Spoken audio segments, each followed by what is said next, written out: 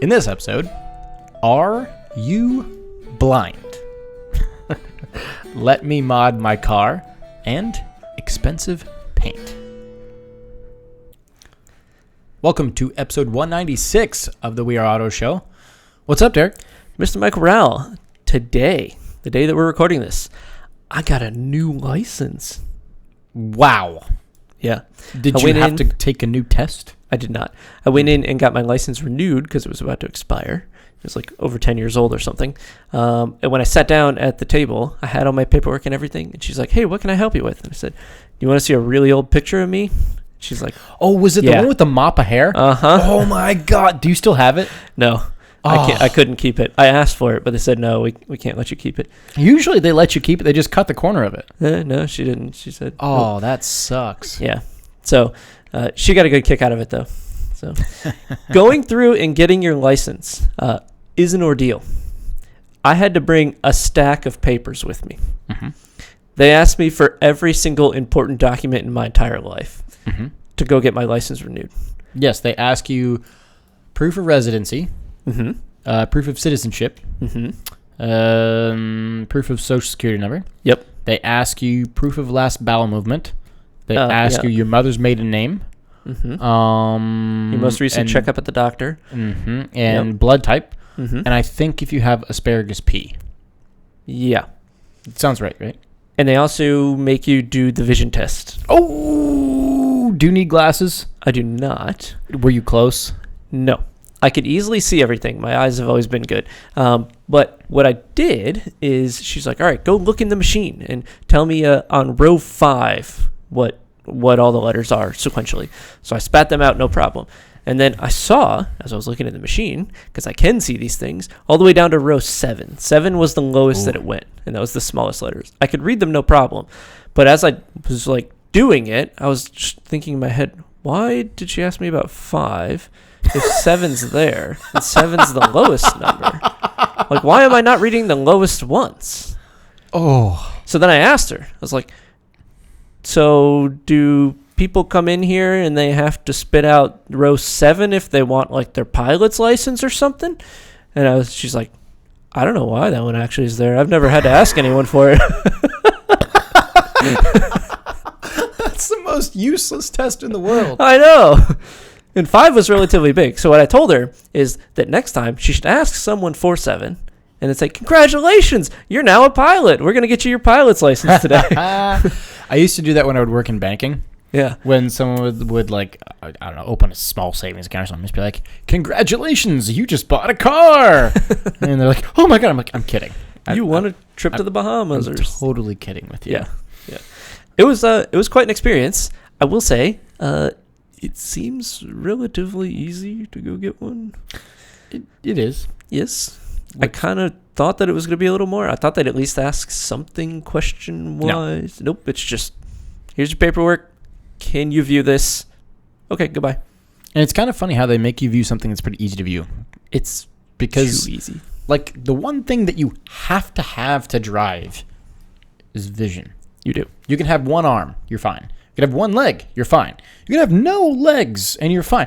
You could have no hearing, and you're still fine. Mm-hmm. But you have to be able to see things. You can't drive via Braille. No. Though some do.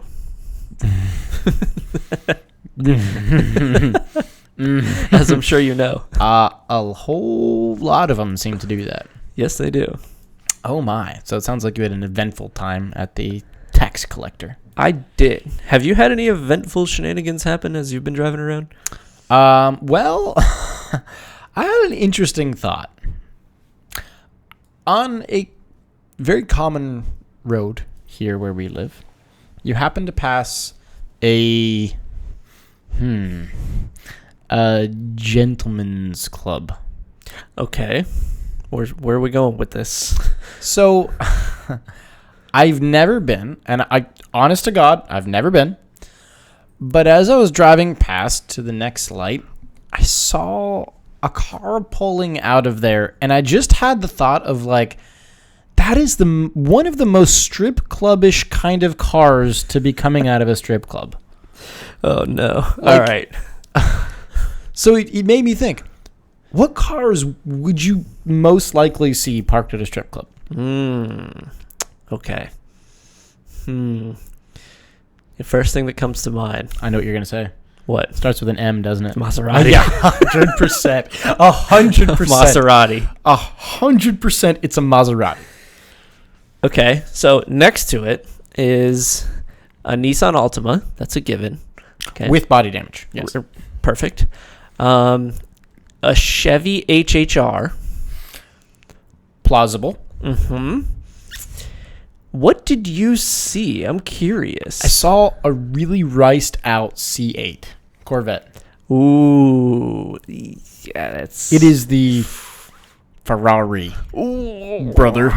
Yeah. It had like really cheesy like tire lettering on it.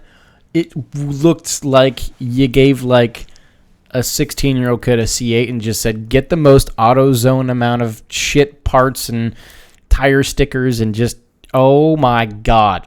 And I thought, I was like, that is the exact Corvette in my brain I could see someone driving that would frequent that type of establishment. The white trash Corvette. Oh my God, it's so white trash. It's so bad. And then my brain's going, okay, so C8 Corvette, it's kind of trashied up. Yep, definitely one of those. Maserati, 1,000% will be there. HHR, yep, could see that. How about an Escalade? Yeah. But not a new Escalade. No. An old Escalade. On some big rims. Mm-hmm. Uh-huh. I think an up-badged BMW and Mercedes. Yes, I can see not that. a proper AMG or a proper BMW M. Mm-hmm. But a BMW 320i with All right. M badges everywhere.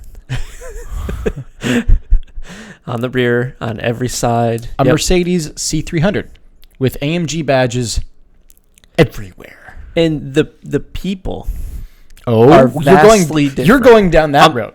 We're not gonna stereotype all of them. No. But you know that the people driving those are going there for different reasons, and they're coming from different places. That's all I will say. You can fill in your own blanks. You tiptoed around that oh so perfectly. You can imagine. So, of the supercars, which supercar would you picture going to a gentleman's club? All right, so let's start naming them off. Lambo. A base model Lamborghini Huracan that is currently rented off of a Turo. Yes. Not someone that owns it, No. but a rented Lamborghini Huracan LP580-2, the basest model. Ferrari? I don't think so. I don't see a Ferrari there. No. I wouldn't see a Ferrari at a gentleman's club. Maserati's a given. Audi R8 maybe? Nah, maybe not. Would your dentist go to a strip club? No, I don't think so. I don't think so. Well, maybe a dentist that installs grills on people. Okay. Gold teeth. True. Interesting point. I don't know. I think an R8's a little above that. What about a GTR? I don't think so. I can't see that. I do have another German car that would be there. Well, we went through BMW, Mercedes, Porsche? No. Wait a minute. A base model Porsche Panamera. Not a Boxer? No, not a Boxer. Because those are usually chicks that drive Boxers, right? Panamera. The four-door sedan that looks like a dog pooping. Yeah.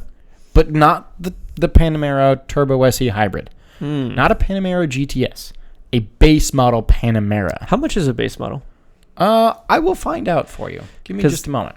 Cost does matter for that clientele, but clearly they have money to burn, so to a certain extent cost does matter. I don't know. Even a base model Panamera is kind of a... Do people buy that car for...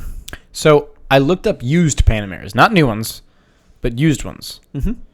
You can get a used Panamera for easily under 50 grand. Oh, okay. That's within the price range.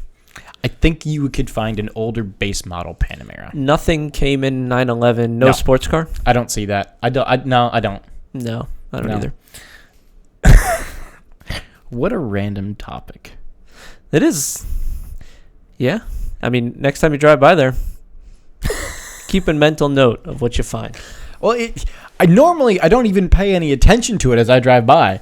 But then I saw the car pulling out. I'm like, oh, I see. Oh, alrighty. I'm with you. I'm picking up what you're putting down there, buddy. As my gotcha. wife would say, stop judging people. Oh no, full judgment here. Okay. 1,000,000% judgment All on right. the very riced out C8 Corvette that was pulling out of the Gentleman's Club. The white trash C8. Oh my God, it was so bad. Oh, It was hell yeah, so brother. bad. I'll take another. All right. As you've been driving around town, passing all the strip clubs as you do, what else have you seen? So I did see an Audi, which normally doesn't pique my interest, but this one was very exciting. It's very highly modified. And at first, I was in traffic, and I saw a sticker on the Audi R8, and it read Hefner Performance. Okay. I've heard of them before. So they are a company that actually is local to us. Yes. And now that I'm thinking about it, their shop is very close to the Gentleman's Club. Was the R8? No, it was an R8, but this was a very exciting R8. Because I saw the sticker that said Hefner Performance. But then, as it was accelerating, I heard more than just a 5.2-liter V10 that was starting to make some rumble. I heard some jet engine noises. Some spool. Turbos. Twin turbo Audi R8. Yes. And that's when I went, oh, this is different. What color was that? White. Okay. Not the one that I know. Also, not the one that I've been in. Oh, you've been in a twin turbo R8? I won't name names here, but I'm sure you know someone that went to our school that had a twin turbo R8. I've been in it. It's fast. It's stupid, isn't it? It's dumb. Very dumb. Yeah. I don't think they have it anymore, but they did this to it as well. Yeah. So I saw a white and black Audi R8 twin turbo, and it was a Hefner Performance version, and damn, Bobby! They're That monsters. Thing was nuts, dude. Yeah. I quickly looked up Hefner's website, and I saw that their most popular build option is Stage 2. On 93 octane, you get 975 horsepower. Jeez. But on E85, you get 1,380 horsepower. Jesus. Holy moly. That's insanity, dude. I'm sorry, what? Yeah. Would you... What? What? These builds are ridiculous that they Even their Stage 1, their base with their twin turbo is 920 horsepower. Yep. Do you happen to know, it doesn't say pricing on their website, it says call for pricing. Do you happen to know it at all? I don't. Okay. I don't either. Let's put it this way. The ECU remaps just alone are $2,500, it looks like. All right. We're talking many tens of thousands of dollars. Not cheap. No, not cheap. Not cheap. Not cheap at all. But when I saw the R8, it was initially like, great, another R8. And then I saw the sticker, and that made me go, there's more to this. Yes. And then I heard it accelerate, and I heard V10 and spool. And I went, oh, baby, let's go. Yes. That This thing's a makes me monster. excited. That thing is an absolute monster. So that's my spot of the week, a modified twin-turbo Audi R8. Nice. Very. So did you happen to see anything? I did. I happened to see this, and I happened to see it when I was getting my license as well. Oh. This is a Porsche Taycan, and it has the white-on-white package, which you did a little bit of digging on the Porsche website. And it looks like for those wheels and brakes and that setup, we're talking at least $10K more. Yeah, pretty much. At least $10K. $9,000 to $10,000 for the white brakes and white body-colored wheels. Yep. Another crazy price thing about this car. If you want paint to sample, You always harp on paint to sample. You're like, that's a paint to sample green metallic flake yada yada German name here. Those are not cheap, but I didn't understand how not cheap they are. Very not cheap. Yeah, apparently to paint to sample this car, paint to sample plus, whatever that means. So you have regular paint to sample and paint to sample plus. So like extra exciting. More rare? Is that what it is? Okay. For plus, we're talking $26,000. For just paint. Just exterior paint. So would you like a Taycan and a Golf GTI? A full BRZ. Yeah. Do you want a whole BRZ or do you want another color on your Porsche? Jeez. Holy moly. So you see why I nerd out so hard on those paint to sample cars. That's pretty ridiculous. Because it takes a very brave individual to decide, I'm going to spend $20,000 plus on just paint. Very brave. Now, the Taycan itself is an EV. If you didn't know that. A couple specs about it, though. It has a 93 kilowatt hour battery. 93.4. That's big. Which is very, very big. Like a Model 3 comes with 60 to 70 kilowatt hours, something like that. The range of your 93 kilowatt hours you would expect to see in the Tesla area because it's a much bigger battery, right? Mm-hmm. Unfortunately, it's at 200 miles. 201 to be exact. Not great, which means either this car's coefficient of drag is not very good, which I didn't happen to pull that number, or it is just built to consume energy. That's what I believe it to be. I think so. It's just supposed to handle on rails and be a performance EV. If we talk about some of the energy consumption performance figures, they're pretty good. 750 horsepower and 775 pound-feet of torque. That will get you from 0 to 60 in 2.7 seconds. That's quick. Why would you ever need that car to go 0 to 60 in 2.7 seconds? Because. What the heck? Anything under 3 seconds is basically a dragster. Yeah. It is bonkers to go 2.7 in that car. Yeah. And your top speed in this vehicle, which you would probably never achieve because your range would just be going down like 1 mile every second if you're at top speed. Range 201, range 142, range 91. Yeah, it wouldn't be good. 162 miles an hour, which is an interesting number because supercars these days are pushing 200, right? That's like the mark that they all look for. I don't think that that's slow, but I think that that's What's the top speed of a Tesla Model S Plaid? I think it's pretty slow. Let me Google it. Okay, because when you're pushing those top speeds, you're super inefficient. I think somewhere around 50 to 60 miles an hour. Tesla Model S Plaid is only 175. Yeah, and that's in track mode. They run out of grunt. Yeah, they just run out of torque. They cannot push the air out of the way that the motors are set up. Yeah, it's interesting. I could actually see someone driving this at like 150 miles an hour. I don't think it would be that unsafe of a vehicle. I think it'd be pretty stable. Yeah. But it only goes to 162, which is kind of interesting. And I think EVs are going to have that problem, in quotes, because I'm never going to drive it at 150. Most people will not. But you can't push what supercars do right now, which is kind of interesting. I'd like to see this lap Daytona road course.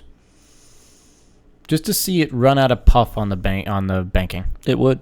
Yeah. I think it would. Coming out of the bus stop into turn 1. Yeah, it would. It would just run out of puff. By the time it got to the tri-oval, it would be gasping for energy. less air. Gasping for less air. Yeah. This air is too heavy. I need less. Right.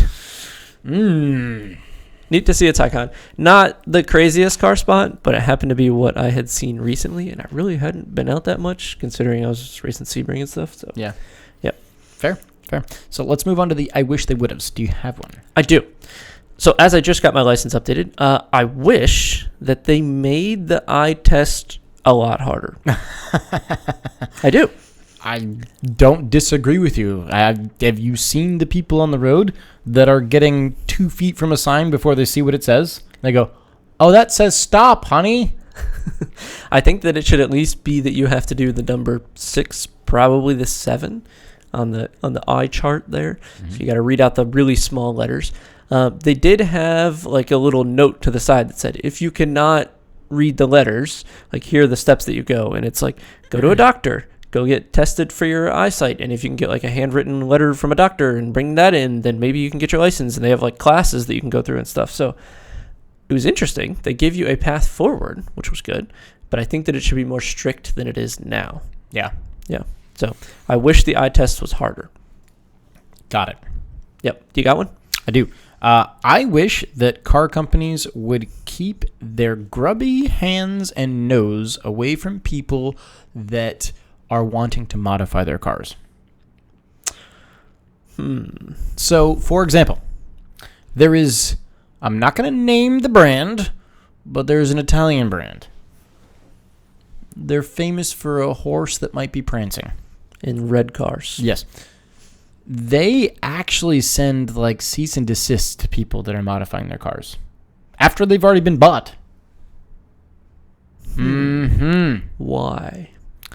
Ruins the reputation of the brand and such. And they just don't get that mail in Dubai? They don't really modify the F words like they do here. Really? Okay. Yeah, but at least from my experience. Okay. I've seen some crazy stuff on the internets of Dubai modifications with that specific brand. I once you own the car, it's yours. Leave me alone. What does it matter? Leave me. If I own the car, leave me alone. I agree. I think that we're shifting toward a world that you're going to hate, where you no longer own the car and you're in like the subscription model where you're constantly, in quotes, leasing the car, but it's not a lease. It's just like you're subscribed to be able to have access to the car. I don't know. This is not good. No, it's not good. But yeah, I totally agree. Once you buy the car from said manufacturer, you should be able to. Are there any other manufacturers that do that? Mostly the Italian ones. Okay. The high-end Italians? Mostly the exotic Italian brands. Honda doesn't care if you take your Civic and do does stuff not. to it. Have you seen the Honda Civics driving around? They don't care. No. Most brands don't care. But as we move into this EV space, I do think more will care. I don't like it. Because more software will play a part. Which is a very touchy thing for them. Because they're not your very grubby hands away from my car. Can I plug a USB port into your car and wreak havoc? Don't like that. Or make it faster? Nah, but you can already do that, though. Not a USB, but an OBD. Right. It's a little different, but... Not a... Wait, is it a universal serial bus? Yep. Did I get it? Yep. Hey! I did a tech thing. What does OBD stand for? I'll Google it. Yeah, I'm not sure. I will Google it. I don't know. As we move into this world with more EVs, I think that more car companies are going to start locking down the vehicles from being modified. Also, you can't really do that many. OBD, on-board diagnostic program. Okay. The P's just dropped. Okay. Yeah. Cool. On-board diagnostic program. That's neat. Yeah. Like I was saying, as we move into EVs, there's less mods you can do to the car, which inherently will be good for said brand that you're talking about. But I'm sure people will find ways to tastefully modify EVs to their desire. Yeah. Yeah. I don't like it, but once you own it, it's yours. That's my thought. In theory. So, you got anything else for episode 196? Nope. It's going to wrap us up. Thanks so much for watching and listening. If you're watching on YouTube, please do drop a thumbs up and a comment on the video. Let us know what you think about this whole potential EV subscription non-modifying business. And if you're listening on audio, please send us those thoughts via social. Facebook is We Are Auto. Instagram is We Are Auto _. YouTube is weareauto.io. And our website is weareauto.io. YouTube is We Are Auto. Oof. Yes. Said that twice. That's all right. It's been a long day. Thanks so much again. Catch you guys in the next one. Peace.